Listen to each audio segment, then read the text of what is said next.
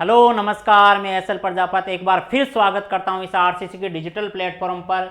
तो बच्चों, हम चर्चा कर रहे थे 12th क्लास का चैप्टर नंबर 10 जो कि किसका है, सदिश का। इसमें हमने एक वीडियो अपलोड कर दिया है जिसमें मैंने बेसिक से कंप्लीटली थ्योरी पढ़ाई है। अगर किसी बच्चे ने वो नहीं देखी तो आराम से एक दो बार देख लीजिए, तुम्हारी पर्सनालिटी आराम से हो जाएगी, क्योंकि मैंने उसी में कुछ क्वेश्चंस कराए हैं जिससे आराम से तुम्हारी एक्सरसाइज हो सकती है।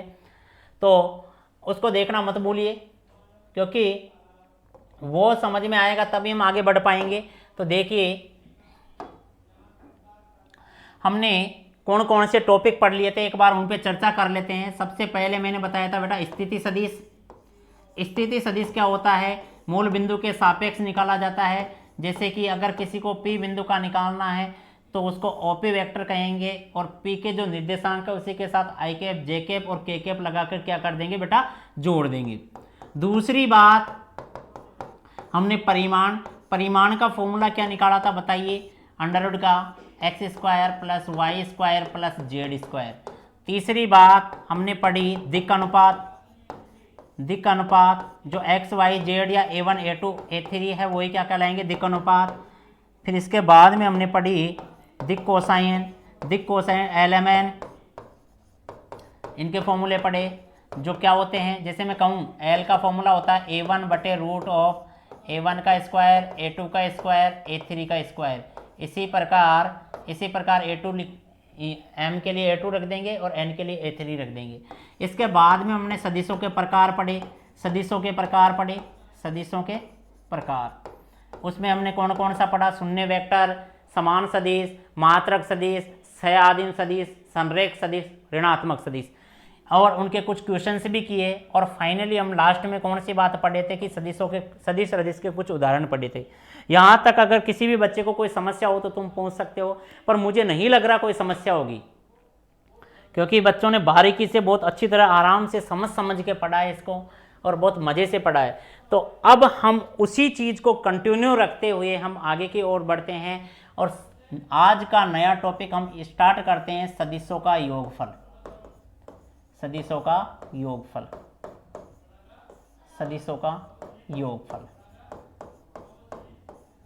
अब देखिए बेटा, सदिशों का योगफल मतलब जोड़ना।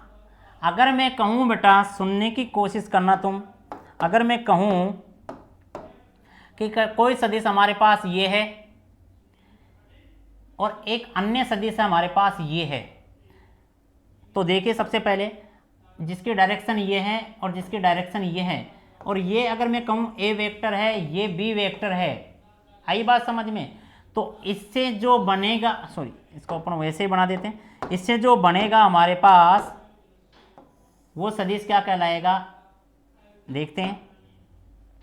इससे जो बनेगा वो बनेगा a प्लस बी वेक्टर। आई कि नहीं आई बात समझ में गुरुजी? हमारे तो नहीं आई। तो बहुत आसान तरीका है इसको पहचानने का। देखो कैसे करेंगे, हम सदिश की तरफ बढ़ रहे हैं, यूं चल रहे हैं, ठीक बात है। फिर यूं चल रहे हैं, इसको अपन सी मान लेते हैं। फिर अपन चल रहे हैं, यूं चल रहे हैं, इसका मतलब डायरेक्शन में ही चल रहे हैं तो जोड़ना पड़ेगा। ध्यान रखना, जब भी डायरेक्शन में चले तो जोड़ेंगे, अपोजिट चले तो माइनस करेंगे। अब देखो ए की तरफ चले, बी की तरफ चले, लेकिन यूं सी की तरफ माइनस में आ रहे हैं। देखो सी की डायरेक्शन यूं है, लेकिन अपन यूं आ रहे हैं बंद आकृति बनाने के लिए। यूं चले यूं आ रहे हैं तो माइनस सी लिखेंगे। आई बात समझ में नहीं आई? तो देखिए ए प्लस बी वेक्टर किसके बराबर आ गया, यहाँ से सी वेक्टर के समान। ऐसा एक क्वेश्चन है तुम्हारी एक्सरसाइज का। तो देखिए उसी क्वेश्चन को इसी में ले लेते हैं। चलो अगर मैं कहूँ यहाँ ए बी और सी, तो यहाँ बोलिए कैसे लिखेंगे बताओ बेटा। ए बी वेक्टर, ठीक है, बी सी वेक्टर, और यूं आ रहे हैं तो देखिए बेटा क्या आएगा, यूं आ रहे हैं तो माइनस में आएगा कौन सा, ए सी वेक्टर। या अगर ऐसे ना लिखकर, अगर माइनस ना लिखकर अपन क्या करेंगे, सी ए लिख सकते हैं, या ए सी लिख दो डायरेक्टली। तुम तो माइनस में क्या कर दो, माइनस क्यों कर रहे हैं, अपोजिट डायरेक्शन में जा रहे हैं। तो यहाँ अब इसकी बार बार स्थिति चेंज करके पूछ रखा, उस ऑब्जेक्टिव क्वेश्चन है। तो देखो कैसे कैसे कर सकते हैं इसको। पहली बात कह सकते हैं अपन A B vector B C vector. अब देखो अगर हम उल्टा कर देते हैं तो उसकी डायरेक्शन चेंज हो जाती है और चिन्ह क्या आ जाता है, नेगेटिव। एक स्थिति ये बन सकती है। दूसरी ए बी वेक्टर, हम यहाँ करेंगे तो minus C B vector, plus C A vector equal to 0। या खूब सारी स्थिति चेंज हो जाएगी, कर करके देख लेना। उस ऑब्जेक्टिव क्वेश्चन है, शायद एक्सरसाइज 10.2 का लास्ट क्वेश्चन है, कर सकते हो आराम से। चलो आगे देखिए। अब मैं एक क्वेश्चन पूछता हूँ बेटा, एक वेक्टर देता हूँ मैं तुम्हें 3ik plus 4jk plus kk, और दूसरा वेक्टर देता हूँ मैं तुम्हें b वेक्टर बराबर 3ik minus jk plus 2kk। और मैं कह रहा हूँ बेटा एडिशन ज्ञात कीजिए, a प्लस b वेक्टर ज्ञात कीजिए। तो क्या करोगे, इन दोनों को जोड़ोगे तो क्या अदिश गुणन में जुड़ा होगा। आगे बात समझ में। और 4 माइनस 1 अदिश गुणांक, सॉरी गुणन नहीं, और 1 प्लस 2 kk। तो यहाँ से मुन्ना बेटा जो क्या बना हमारे पास, वो बना 6ik plus 3jk plus 3kk। जब भी हम जोड़ेंगे, और इसी क्वेश्चन में पूछ लेता हूँ बेटा माइनस वाली चीज़, अगर हम माइनस करेंगे तो इनके अदिश घटक क्या हो जाएंगे, घट जाएंगे। 3 माइनस 3ik 4, देखो माइनस है प्लस हो जाएगा 1jk 1 माइनस 2kk। तो यहाँ से जो बना a माइनस बी वेक्टर क्या बन गया बेटा, आई तो रहा ही नहीं, कट गया 5jk माइनस का kk। तो यहाँ तक कोई समस्या। अगर अपना को सदिशों को जोड़ना है तो उसके अदिश घटकों को अदिश घटकों में सेम को जोड़ना है। ऐसे ही अगर घटाना है तो हम क्या कर लेंगे, वहाँ माइनस चिन्ह लगा देंगे। शायद यहाँ तक समझ में आया होगा। कोई डाउट किसी को नहीं आया समझ में तो तुम पूछ सकते हो। आगे देखिए बेटा, दूसरी बात है हमारे पास, दूसरी बात है गुणधर्म, योगफल के गुणधर्म। तो किसके पढ़ रहे हैं बेटा, गुणधर्म किसके पढ़ रहे हैं, सदिश योगफल के गुणधर्म। गुणधर्म में पहला गुणधर्म पढ़ रहे हैं बेटा अपन क्रम विनिमय का। किसके लिए पढ़ रहे हैं, योग के लिए पढ़ रहे हैं। किसके लिए पढ़ रहे हैं बेटा, योग के लिए पढ़ रहे हैं। किसके लिए पढ़ रहे हैं, योग के लिए। क्रम विनिमय, क्रम विनिमय का अर्थ क्या है, क्रम विनिमय नियम जो है उसका अर्थ क्या है कि यदि मैं a प्लस बी और b प्लस ए दोनों सेम आएंगे कि नहीं आएंगे, a प्लस बी करो चाहे b प्लस ए करो, तो इसका मतलब क्रम विनिमय नियम लागू होता है। दूसरा नियम साहचर्य नियम भी लागू होता है इसमें। साहचर्य में क्या होता है, 3 वेक्टर लेते हैं तो बोले a प्लस बी, पहले a प्लस बी को जोड़ दो और c को बाद में जोड़ दो, या फिर एक काम कर लो b प्लस सी को जोड़कर a में बाद में जोड़ो तो भी कोई फर्क नहीं पड़ेगा। तीसरी बात देखिए, अगर हम यहाँ योज्य तत्समक होता है, तत्समक का मतलब होता है कि यदि हम एक ऐसा वेक्टर लेवें कि अगर उसमें जोड़ें तो अपने को क्या मिले, वो खुद वेक्टर ही मिले। तो तत्समक कौन होता है, यहाँ पे शून्य वेक्टर क्या होता है, तत्समक होता है। आई बात समझ में। तो यहाँ ए ही मिलेगा, चाहे कैसे भी जोड़ लो आप। तो ये हो गया योज्य तत्समक नियम।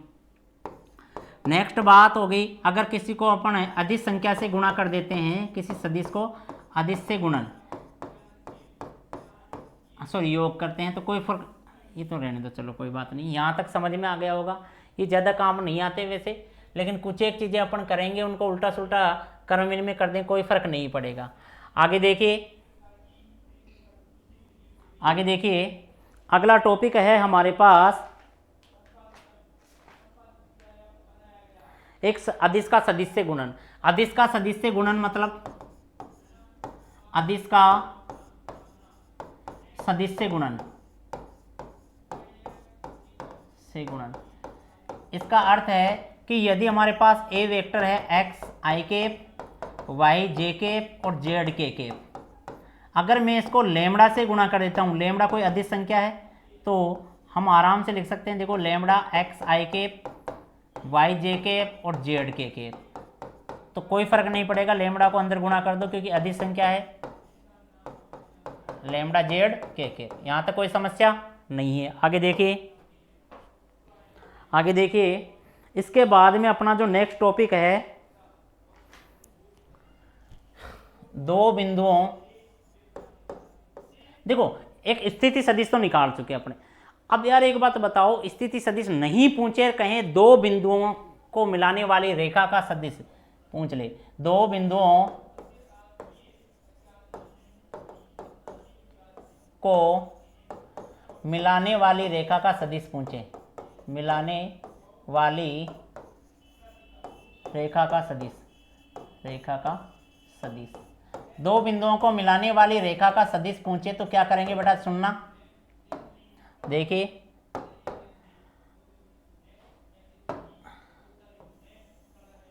ये अपने पास कोई एक वेक्टर है,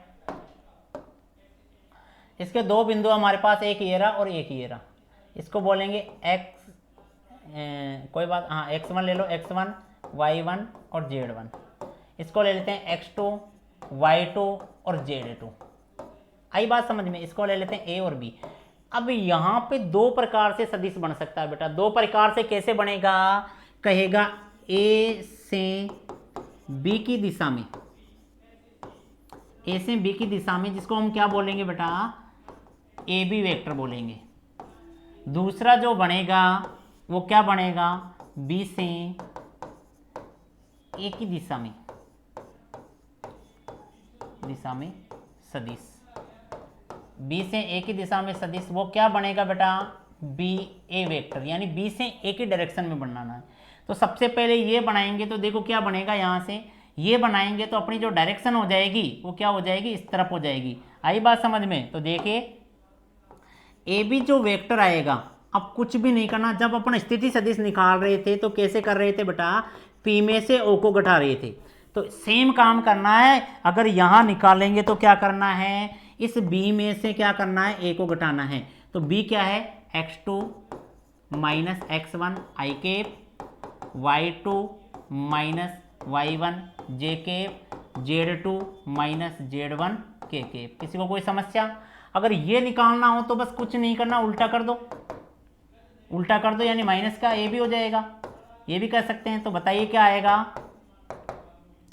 हाँ यहाँ से बोलिए x1 माइनस का x2 आई केप, y1 माइनस का y2 जे केप और z1 माइनस z2 के केप। अरे कुछ भी नहीं करना, अरे इसमें से इसको घटाना है, बस इतना ही याद रखना है तुम्हें। जैसे मैं एक एग्जांपल देता हूँ तुम्हें, यहाँ से सुनना, एक एग्जांपल दे रहा हूँ, मैं कह रहा हूँ ए मेरे पास है 2 माइनस का 3 और 4, और बी मेरे पास है, बी बिंदु मेरे पास है 4 माइनस प्लस का दे देते हैं 3 और 4। अब मैं कह रहा हूँ बताओ, ए से बी की दिशा में भी निकालो और बी से ए की दिशा में भी निकालो। मतलब यहाँ पे पूछ लिया मैंने, ए बी वेक्टर भी ज्ञात कीजिए और बी ए वेक्टर भी ज्ञात कीजिए, आसान तरीके से ज्ञात कर देंगे। ये जो बनेगा वो माइनस ए बी वेक्टर बनेगा, चाहे चेक कर लेना आराम से। देखिए यहाँ से इसमें, अब देखो बी में से ए को घटाना है, तो बी में से ए को घटाएंगे तो 4 माइनस 2 आई केप, 3 प्लस 3 जे के प्लस हो गया ना, यानी घटाना तो माइनस माइनस प्लस, 4 माइनस 4 के केप। तो यहाँ से जो बना बेटा वो क्या बना, 2 आई के प्लस 6 जे के।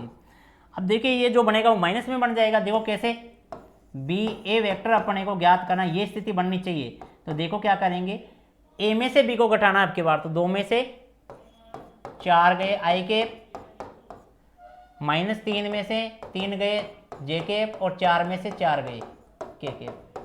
आई बात समझ में। तो यहाँ से जो बी ए वेक्टर बना वो बेटा क्या बन गया, माइनस का 2 आई केप माइनस का 6 जे केप। देखो अगर माइनस कॉमन लेते हैं तो ए भी कहलाएगा कि नहीं कहलाएगा, 2 आई केप प्लस का 6 जे केप। ये वाली चीज़ देखो सेम है कि नहीं है, तो इसको कह सकते हैं अपन, ये लो माइनस ए बी। ये से भी सिद्ध करवाने के लिए कह सकता है, किसी को कोई समस्या,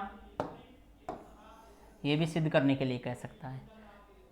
तो बेटा हमने कौन कौन सी चीज़ें पढ़ ली है, दो बिंदुओं से मिलाने वाली रेखा जो सदिश बनता है वो निकाल लिया है। दो प्रकार से हो सकता है, ए से बी की तरफ, बी से ए की तरफ। कुछ नहीं करना है, ए से बी की तरफ निकालना है तो बी में से ए को घटा दो, और ए से बी की तरफ निकालना है तो बी में से ए को घटा दिया हमने। आगे बात समझ में। अब उल्टा पूछ ले कि बी से ए की तरफ पूछ रहे तो ए में से बी को घटा दो। यहाँ तक कोई समस्या किसी को? चलो आगे बढ़ते हैं। देखिए अगला जो टॉपिक है अपना वो है जो कि हम पढ़ चुके हैं 10th क्लास में आराम से। बताइए सबसे पहला है दूरी, दो सदिश दे दिया अपने को। मैं हमेशा दो सदिश की बात कर रहा हूँ इस बार में, जब अब हम हमेशा पढ़ेंगे, इसमें हमेशा मतलब नहीं, सॉरी, कि जब भी हमने 3-4 टॉपिक पढ़ेंगे उसकी बात कर रहा हूँ कि यही सदिश लेंगे, इसी में समझेंगे सारी चीज़ें। Z1, X2, Y2 और Z2, ये बी है। अगर मैं कहूँ बेटा, अगर मैं कहूँ इसमें दूरी सूत्र निकालिए तो दूरी क्या बनेगी, यहाँ से बोलो, दूरी का मतलब परिमाण x2 माइनस x1 का whole square, y2 minus y1 का whole square, z2 minus z1 का होल स्क्वायर। कर सकते हैं आराम से आप। दूसरा अगर मैं कहूँ बेटा, बताइए एक अन्य वेक्टर दे देता हूँ इसके बीच में, यहाँ कह देता हूँ मैं कोई सी वेक्टर है और ए m अनुपात n में बांट दिया, तो यहाँ अगर हमारे पास देखो दूसरा जो फॉर्मूला बनेगा वो कौन सा बनेगा, अनुपात सूत्र। अनुपात सूत्र बनेंगे, दो बनेंगे, एक अंतः अनुपात का, अंतः अनुपात का, और एक बाह्य अनुपात का, जो कि हम पढ़ चुके हैं, इसमें कोई ज़्यादा मेहनत नहीं करनी पड़ेगी, 10th क्लास में पढ़ चुके हैं। अंतः अनुपात का बोले तो सी वेक्टर जो आएगा हमारे पास क्या आएगा बताना। देखो यहाँ हम अगर इसको बी वेक्टर मान लें, आसान बन जाएगा। इसको ए वेक्टर मान ले तो क्या करना है, एम को बी से गुणा कर दो और एन को ए से गुणा कर दो, बस इतना ही याद रखना है, और बटे एम प्लस एन। आई बात समझ में। अगर यही अनुपात अपने को बाह्य कह दें, बाह्य अनुपात कह दें, तो बताओ क्या आएगा, सी। अब कुछ नहीं करना इसमें, बस माइनस लगा दो और कुछ नहीं करना, एम माइनस एन। आई बात समझ में। फिर इसके बाद में तीसरा आएगा मध्य बिंदु का, मध्य बिंदु। अब मध्य बिंदु में अनुपात कितना बन जाता है बेटा, 1:1 बन जाता है। तो m की जगह 1 रखेंगे तो क्या बनेगा, देखो 1 को गुणा किया तो ये, 1 को गुणा किया तो ये, और 1 और 1 क्या बन गए 2। तो यहाँ से हमारे पास बन गया a vector plus b vector बटे 2। ये फॉर्मूले बन गए। यहाँ तक किसी को कोई समस्या? चलो इसको अपन एक एग्जाम्पल से समझते हैं, सुनने की कोशिश करना। इसमें मैं खूब सारे क्वेश्चन पूछूंगा इस एग्जाम्पल में। a 3 -1 और 2 तथा b अपने को दे रखा 2 4 और -1। अब यहाँ कह रखा हूँ मैं, देखो इसमें जो क्वेश्चन पूछ रहा हूँ, a से b की दिशा में सदिश, a से b की दिशा में सदिश। दूसरी बात b से a की दिशा में सदिश। आगे बात समझ में। तीसरी बात अभी हमने पढ़ी क्या, हाँ तीसरी बात पढ़ी मैंने, इसका दूरी बोले तो परिमाण ऑफ ए बी, दूरी बोले तो एक ए बी का परिमाण। तीसरा बोले तो अंतः अनुपात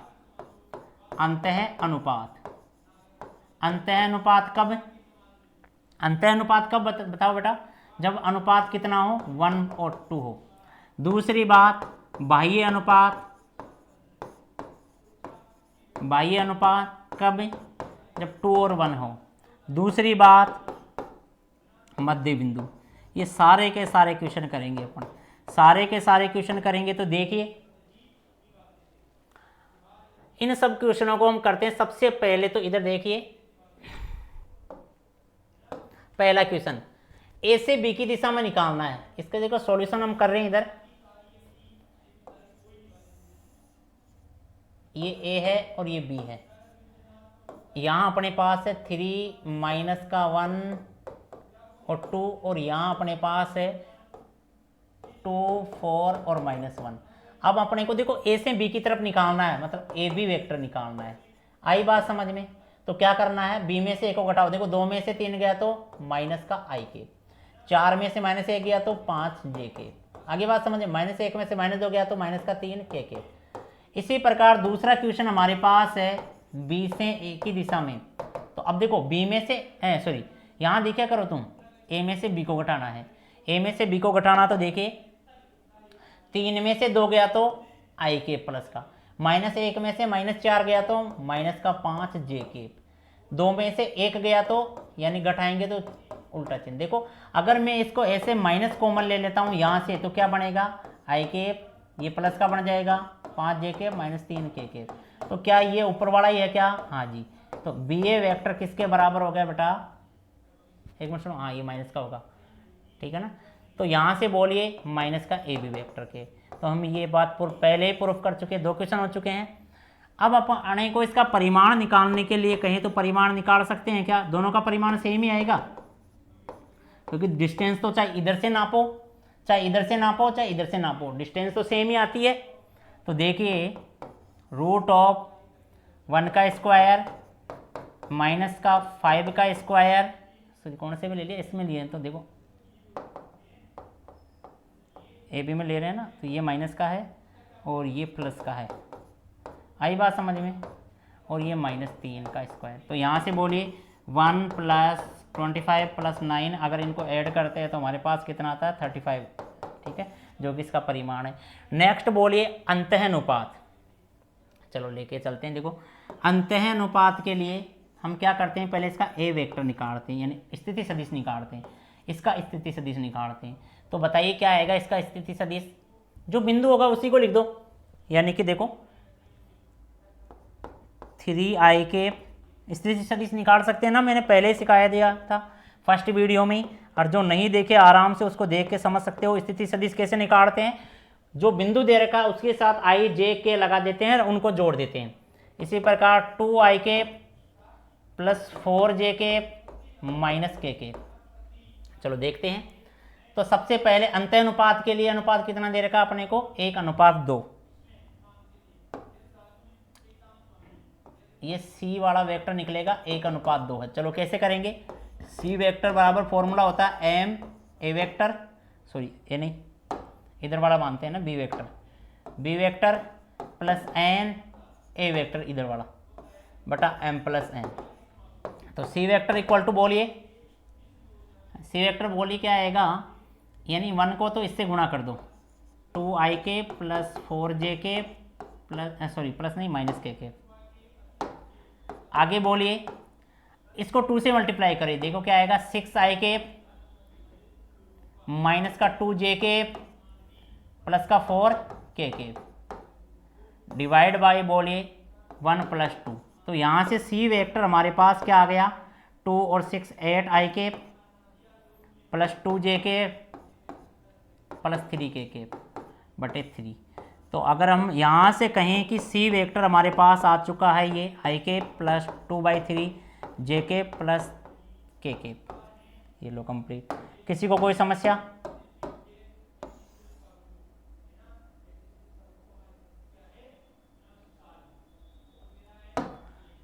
किसी को कोई समस्या, यहाँ से देखिए, यहाँ से देखिए आगे बात समझ में, 3 को यहाँ लिख देते हैं। कोई समस्या किसी को? अब अपने को यही चीज क्या कहें कि अंतःनुपात की जगह बाह्य अनुपात दे दिया, कौन से क्वेश्चन में, 5th क्वेश्चन में।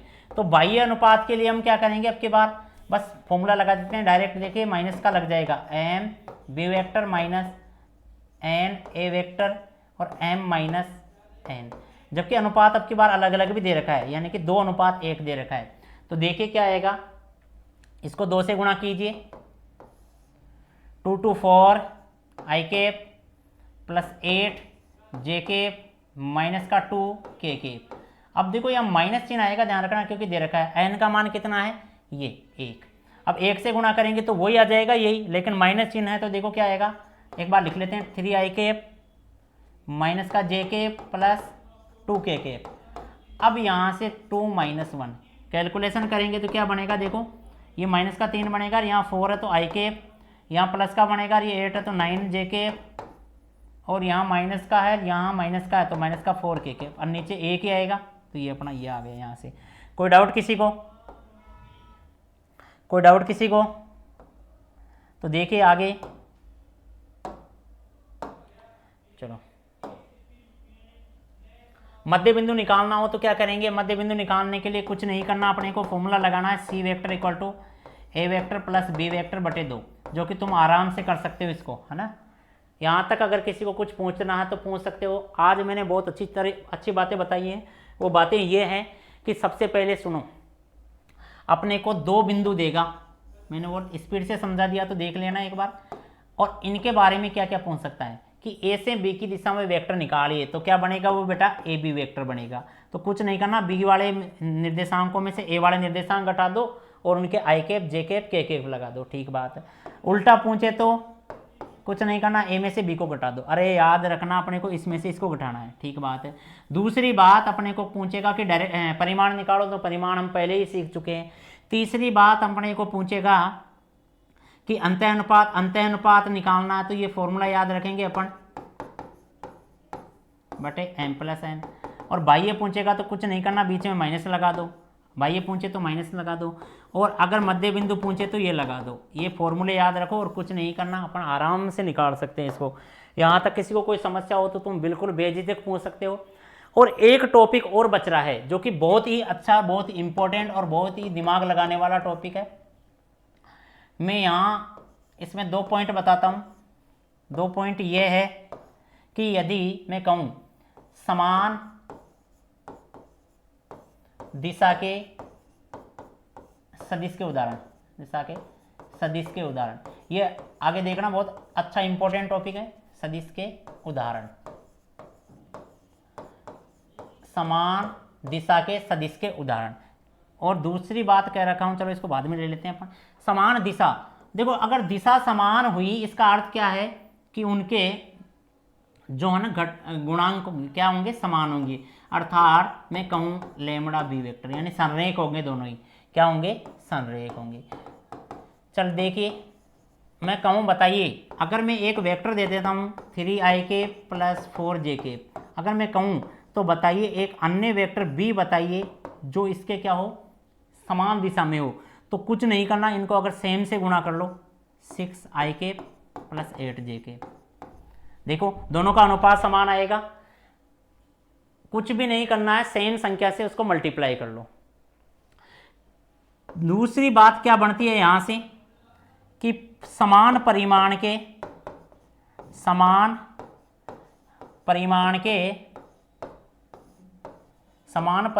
उदाहरण, समान परिमाण के जो सदिश के उदाहरण है ना वो कैसे बनेंगे। देखो परिमाण समान है, इसका मतलब मैं कहूँ ए वेक्टर ik + jk + 2kk, चलो यहाँ भी 2 यहाँ 3 लगा दो, तो बोले क्या बनेगा, इनके गुणांक समान होने चाहिए परिमाण के लिए। तो देखो ik + 3jk + 2kk, अगर इनका परिमाण निकालोगे तुम तो कितना आएगा, समान आएगा। प्लस माइनस भी लगा देना, लेकिन याद रखना यहाँ 3 है, 1 है, 2 है, तो इसमें भी 3 1 2 होने चाहिए। आगे बात समझ में। ऐसे अपन खूब सारे क्वेश्चन बता सकते हैं, खूब सारे उदाहरण बता सकते हैं। और कौन सा हो सकता है बताइए, और हो सकता है देखो 2ik + jk - 3kk, और भी हो सकता है 2ik - jk + 3kk, और हो सकते हैं -2ik + jk - 3kk। खूब सारे क्वेश्चन हो सकते हैं जिसका समान परिमाण हो, लेकिन वो गुणांक क्या होने चाहिए, उनके समान होने चाहिए। और भी हो सकते हैं बिना गुणांक भी हो सकते हैं, लेकिन उनमें मेहनत करनी पड़ेगी अपने को। तो सबसे आसान, सबसे अच्छा एग्जाम्पल यही है जो कि अपने 10.3 के शायद तीसरा और चौथा क्वेश्चन में यही पूछा गया है। अब मुझे विश्वास है कि तुम आराम से अपनी पूरी की पूरी एक्सरसाइज कर सकते हो। तो चलो अपन शुरुआत करते हैं एक्सरसाइज की, शुरुआत करते हैं एक्सरसाइज 10.2 की। 10.1 तो वैसे ही हो जाती है। 10.2 में बताओ बेटा, पहले क्वेश्चन में पूछा गया है कि सदिशों का परिमाण, जो कि बताने की जरूरत ही नहीं है, परिमाण हम पहले ही पढ़ चुके हैं। परिमाण के लिए क्या आएगा बेटा, कुछ नहीं करना है, अपने को एक फॉर्मूला याद रखना है। जैसे मैं कहूँ ए वेक्टर का परिमाण क्या होता है, x² + y² + z², ये फॉर्मूला बताया था हमने। यानी कि जैसे मैं कह रहा हूँ पहले क्वेश्चन में तुमसे पूछा गया i, j और k, कुछ नहीं करना, इनका गुणांक 1 है तो 1 का स्क्वायर, 1 का स्क्वायर, 1 का स्क्वायर, ये रूट में कर दिया। तो बोलो कितना आया, √3। ऐसे ही और भी क्वेश्चन कर सकते हो। दूसरा तीसरा क्वेश्चन कह रखा है, समान परिमाण के 2 विभिन्न सदिश जिनका परिमाण समान है। अब परिमाण समान है तो अभी थोड़ी देर पहले हमने देखा, आराम से देख सकते हो। तीसरा और कौन सा है, तीसरा, दूसरा और तीसरा है, सॉरी वहाँ हमने तीसरा चौथा बोला था, तो आराम से कर सकते हो तुम। नेक्स्ट देखिए, समान सदिश है। अगर समान सदिश है तो उनके घटक क्या होंगे, समान होंगे, जो कि हम पहले पढ़ चुके हैं। आराम से इस वीडियो में तुम देख सकते हो, या सॉरी इसमें नहीं है तो कल वाले में देख सकते हो आराम से। एक 5वां कह रखा है, इसका प्रारंभिक बिंदु अपने को दे रखा है, प्रारंभिक कितना दे रखा है बेटा, 2,1, और अंतिम दे रखा है -5,7। तो इसको अगर हम ए माने, इसको बी माने, प्रारंभिक ये है, अंतिम ये है, तो डायरेक्शन यही होगी। अब इसका सदिश निकालने के लिए कह रखा है, निकाल सकते हो इसमें से ये घटा के, इतना ही देर का ना, हाँ इसमें से देखो -5 में से -2 गया तो 7i, ऐसे कर सकते हो, 7 में से ये गए तो 6j। अगर इसका परिमाण निकालने के लिए कहें तो वो भी कर सकते हो, और इनके घटक बनाने के लिए कहें तो कर सकते हो। ठीक है, -7 और 6 और 0, घटक क्या है, -7, 6 और 0। यहाँ तक कोई समस्या? चलो नेक्स्ट बढ़ते हैं। देखिए जोड़ना है, 2 या 2 से अधिक सदिशों को हम जोड़ सकते हैं आराम से। तो कैसे जोड़ेंगे? उनके अदिश हैं, सॉरी i के घटकों को अलग, j के घटकों को अलग, k के आराम से कर सकते हो तुम। सातवां, छठा, सातवां देखिए मात्रक सदिश निकालना है। मात्रक सदिश का फॉर्मूला हमने पढ़ा था a वेक्टर बटे मॉड ऑफ a वेक्टर। इससे हो जाएगा क्वेश्चन? नहीं हो तो बेटा आप कमेंट बॉक्स में कमेंट कर सकते हो, पर मुझे विश्वास है कि तुमने अगर यहाँ तक के कंप्लीट वीडियो देख लिए होंगे तो वो अच्छी तरह से आराम से हो जाएंगे क्वेश्चन। आगे देखिए, ये क्वेश्चन कह रखा है कि एक अपने को P दे रखा है, P अपने को दिया गया है 1 2 3, Q अपने को दिया गया है 4 5 6, और यहाँ कह रखा है कि PQ के अनुदिश मात्रक सदिश निकालिए। तो सबसे पहले तो तुम PQ वेक्टर निकालोगे, कितना आया P, देखो Q में से P को घटाना है, Q में से P को घटाना, तो 4 में से 1 गया तो 3i, 5 में से 2 गया तो 3j और 3k। अब यहाँ अगर इसका मात्रक सदिश निकालना हो तो क्या करना पड़ेगा? PQ वेक्टर बटा इसका परिमाण, परिमाण कितना आएगा यहाँ से? अगर इसका परिमाण निकालें तो कुछ नहीं, 3 का स्क्वायर 3 का स्क्वायर 3 का स्क्वायर कितना होता है? 9 9 9, 27 हो गया के √27 किसका होता है? 3√3 का। तो चलो कुछ नहीं है, 3 कॉमन लेंगे तो i + j + k और बटे में 3√3, 3 से 3 कैंसिल, तो हमारे पास PQ का जो मात्रक सदिश बचा वो क्या बता? 1/√3 i, 1/√3 j और 1/√3 k। आई बात समझ में? यहाँ तक कोई समस्या किसी को? नेक्स्ट देखिए, 10वां क्वेश्चन इस टाइप का हम कर चुके हैं। 9वां क्वेश्चन भी क्या करना है? ए और बी को जोड़ना और उसका मात्रक सदिश निकालना। तो क्या करना है? देखो 10वें क्वेश्चन में क्या करना है, ए दे रखा है, बी दे रखा है, इसको मान लेना C vector equal to A plus B. तो अब सी का क्या करना है? मात्रक सदिश निकालना है। तो कैसे करोगे? सी वेक्टर बटे सी का परिमाण, और सी कहाँ से आएगा? ए और बी को जोड़ने से। नेक्स्ट देखिए, 10वें के जैसे का जैसा करवा चुके हैं। अब 11वां क्वेश्चन कह रखा है बेटा संरेख है, संरेख है। इसका अर्थ क्या हुआ कि ए वेक्टर अपने को दे रखा है 2i - 3j + 4k, और बी वेक्टर अपने को दे रखा है -4i + 6j - 8k। अब देखो इनके गुणांकों की तुलना कराते हैं यहाँ से। तो बोलो a1 बटा a2 कितना आया? 2 बटे -4, -3 बटा 6, 4 बटे -8, तो यहाँ से 1/2 माइनस का 1/2 और माइनस का 1/2। इसका मतलब क्या है? ये संरेख है। हो गया सिद्ध। दिक् कोसाइन निकालने के लिए फॉर्मूला बता दिया है मैंने, कर सकते हो। इसी प्रकार लगभग मैंने पूरे कंप्लीट क्वेश्चन करवा दिए हैं। अगर किसी को कोई भी क्वेश्चन में डाउट हो तुम कमेंट कर सकते हो कि सर ये क्वेश्चन समझ में नहीं आए हमारे 10.2 के, तो ये क्वेश्चन करवा दीजिए। क्योंकि मैं जब भी पढ़ाता हूँ बेटा मेरा एक ही टारगेट रहता है। क्या टारगेट रहता है? मैं एक्सरसाइज करवाता ही नहीं हूँ, एक्सरसाइज बच्चे खुद अपने आप कर लेता है, बच्चे खुद अपने आप कर लेते हैं। मैं केवल थ्योरी पढ़ाता हूँ। मैं जब भी थ्योरी पढ़ाता हूँ उस थ्योरी से बच्चे क्वेश्चन अपने आप कर लेते हैं। तो एक बार फिर मैं कह रहा हूँ बताओ, एक बार फिर कह रहा हूँ कि जितना मैंने पढ़ाया है कंप्लीट उसके नोट्स बना लीजिए, और मैं गारंटी के साथ कह रहा हूँ तुम्हारे 10.2 तक एक भी क्वेश्चन में समस्या नहीं आएगी अगर तुमने अच्छी तरह से देखा होगा। तो एक बार समझ में नहीं आई तो 2 बार देखना है, और बिल्कुल ईमानदारी के साथ देखना। पेन कॉपी लेके बैठो, जो भी समस्या है उसको नोट कर लो और तुम आराम से उसको पूछ सकते हो, कमेंट कर सकते हो। और भी हमारे जो टेलीग्राम चैनल है वहाँ पूछ सकते हो, इंस्टाग्राम पे पूछ सकते हो, कहीं भी पूछ सकते हो तुम।